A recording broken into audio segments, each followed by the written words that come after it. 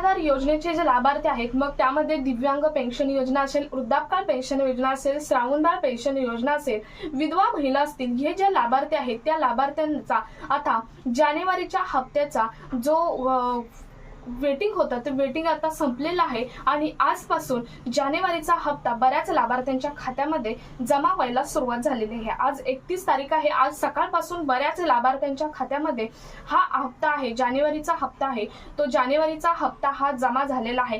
परंतु बऱ्याच लाभार्थ्यांच्या माध्यमातून प्रश्न येत आहेत की आम्हाला फक्त याच महिन्याचा हप्ता आला, आमचा मागच्या महिन्याचा 2 ते 3 हप्ते थकीत आहेत, काही जणांचा 1 हप्ता थकीत आहे, काही जणांचा 2, तर काही जणांचे 3 ते 4 हप्ते सुद्धा काही जणांचे थकीत आहे। तर ते हप्ते कधी येणार असं बऱ्याच जणांच्या माध्यमातून प्रश्न येत आहेत। परंतु त्याचं उत्तर असं आहे की यावेळी सुद्धा जो शासन निर्णय आहे तो शासन निर्णय हा निगमित करण्यात आलेला नाही। आता मागच्या महिन्यात डिसेंबरचा हप्ता देताना सुद्धा शासन निर्णय निगमित केला नव्हता आणि आता सुद्धा शासन निर्णय आहे तो निगमित करण्यात आलेला नाही। त्यामुळे जर शासन निर्णय निगमित नाही झाला तर मागचा कोणताही विषय पुढे घेतला जात नाही।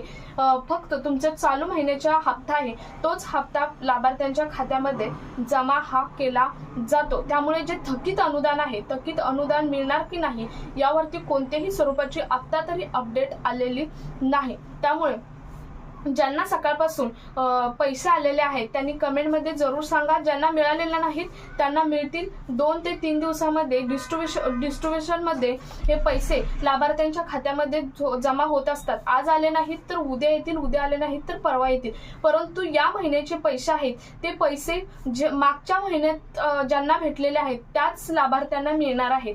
दुसरे ज्यांचे मागच्या महिन्यात मिळालेले नव्हते त्यांना याही महिन्यात पैसे मिळणार नाहीत, कारण मागच्या महिन्याची जी लिस्ट आहे तीच या महिन्यात कंटिन्यू करण्यात आलेली आहे। थकीत अनुदानाबद्दल कोणताही विषय घेण्यात आलेला नाही। पुढे जाऊन काय होतं आपल्याला वाट बघावी लागेल, पुढे शासन निर्णय येतो की नाही याची सुद्धा वाट बघावी लागेल।